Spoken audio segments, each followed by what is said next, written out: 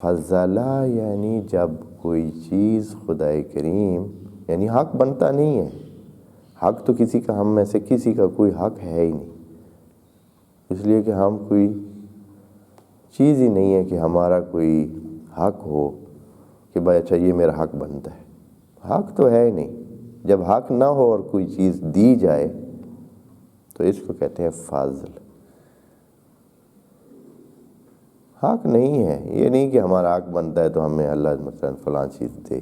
اگر کوئی چیز وہ دے دے تو سارے کا سارا کیا ہے؟ فضل. بس سارے ہی ہمارے پاس جو کچھ ہے وہ فضل ہے.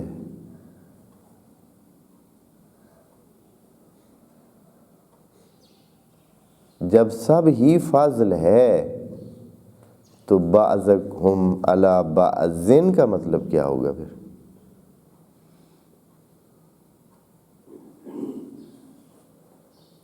یہاں تھوڑی سی توجہ کی ضرورت ہے کہ جملہ خدا کریم نے یہ نہیں کہا کہ فضل بعضکم علی الاخرین. جو جملہ بنتا ہے وہ یہ ہے کہ فضل بعضکم علی الاخرین،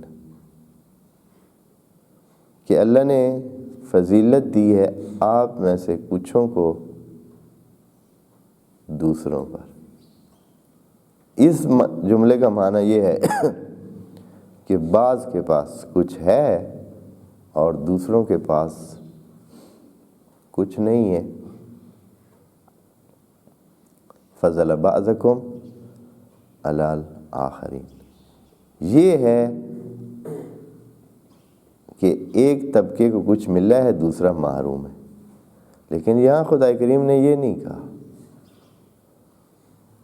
اللہ نے فرمایا ہے فضل بعضہم علی بعض اس جملے میں، یا دوسری جگہوں پہ کہا ہے فضل بعضکم، انسانوں کے لیے، عام انسانوں کے لیے کہا ہے فضل بعضکم علی بعض.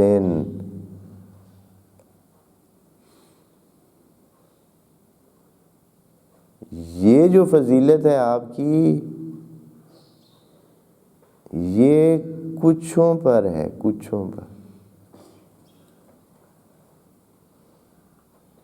اور وہ بھی بعضین کہا ہے، دوسری جگہ ضمیر نہیں لگائی. اس کا مطلب یہ ہے کہ بعض صفات اس کے پاس ہوں گی، بعض اس کے پاس ہوں گی، بعض اس کے پاس ہوں گی. یعنی ایک کے پاس اولاد ہوگی، پیسہ نہیں ہوگا. ایک کے پاس پیسہ ہوگا، اولاد نہیں ہوگی. ایک کے پاس جسمانی طاقت ہوگی، کھانے کو کچھ نہیں ہوگا. ایک کے پاس کھانے کو ڈھیر ہے، جسمانی طاقت نہیں. ایک کے پاس علم ہے، پیسہ نہیں ہے. ایک کے پاس پیسہ ہے، علم نہیں. ایک کے پاس آزادی ہے، پوچھ نہیں ہے، صحت ہے، پتہ نہیں کیا کیا ہے، وسائل نہیں ہے، مارے مارے پھر رہا ہے. ایک کے پاس جسم خوبصورت ہے، پہننے کے لیے کپڑے نہیں ہیں. ایک کے پاس دنیا کی ساری ہر چیز ہے، ہاں، سر پہ بال نہیں. ہو سکے ہاں، دھونے کے لیے، بال دھونے کے لیے شیمپو کی اقسام اس کے پاس موجود ہیں، لیکن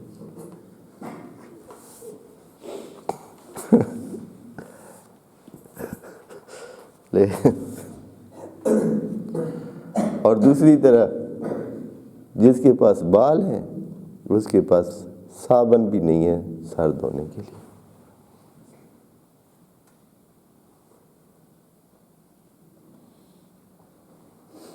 یعنی اس طرح کی اس نے وہ بنائی ہوئی ہے کہ ہر بندے کے بعد، ایک بندے کے پاس ذہن ہے، کہ ذہن سے کیا چیز قیمتی ہو سکتی ہے، عقل سے زیادہ قیمتی کیا چیز ہو سکتی ہے، لیکن لوگ ویلیو نہیں دیتے، یعنی خود نہیں سمجھتے، ہر انسان اپنے آپ کو نہیں سمجھتا ہے۔ کتنے ہیں ان کے پاس وسائل ہیں دنیا کے، عقل نام کی چیز ہے نہیں، عقل نام کی چیز نہیں ہے، تہذیب نام کی چیز نہیں ہے۔ اگر اللہ نے کسی کو عقل دی ہے، کسی کو تہذیب دی ہے، کسی کو کیا، یعنی جب آپ دیکھیں گے معاشرے میں تو بڑی ہی خوبصورت ایک ترتیب اللہ نے دی ہوئی ہے، اس وجہ سے یہ معاشرہ قائم ہے۔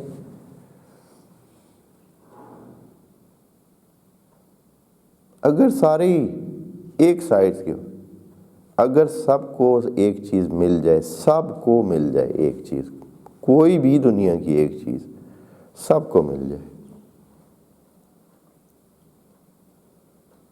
مثال کے طور پر سارے پیسے والے ہو جائیں،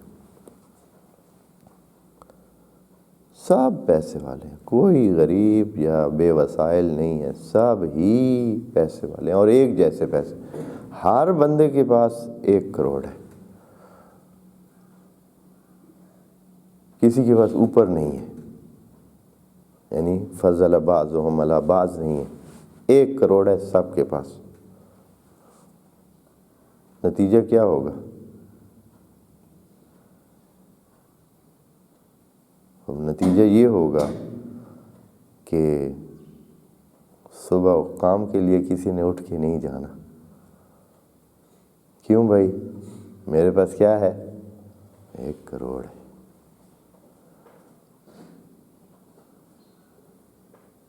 بھائی 1 کروڑ تو ہے، تو ناشتہ کدھر سے کرنا ہے؟ ہوٹل والے کے پاس بھی 1 کروڑ ہے، وہ تو اس نے کھولا ہی نہیں، اسے کل وہ چکی پہ گیا تھا، چکی پہ دانے نہیں ملے، اس کے پاس بھی 1 کروڑ تھا، اس نے کہا میں نے چکی چلا کرنا گیا۔ ادھر انہوں نے پتہ کیا گندم ہی نہیں مل رہی، اس لیے کہ گندم انہوں نے اگائی نہیں ہے، اس کے پاس بھی 1 کروڑ تھا، اس نے کہا مجھے کیا ضرورت ہے۔ اصلاً کوئی کام کسی نے کیا ہی نہیں ہے، سارے اگلے 1 ہفتے کے اندر سارے کروڑ والے دفن ہونے کے لیے ہوں گے، اور دفن کرنے والا بندہ بھی نہیں ہوگا، کیونکہ ان کے پاس بھی 1 کروڑ ہے جو قبر کھودتے ہیں۔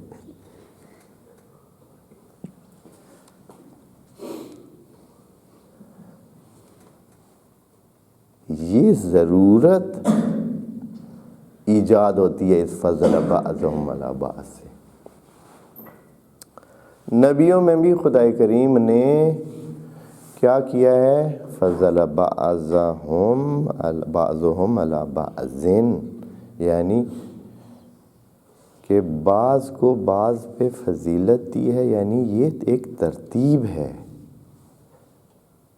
ایک سلسلہ ہے جو اسی طرح ضرورت تھی کہ ایسے ہی ہو۔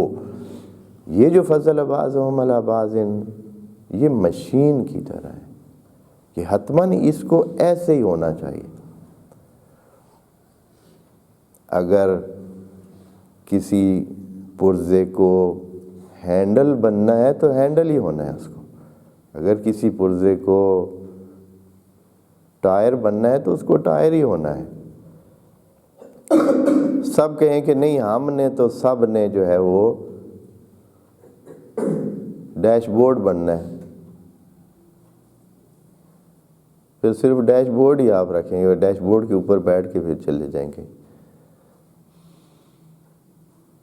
نظام کے لیے ضروری ہے کہ ہر چیز کو فضل بعضهم علی بعض کیا جائے،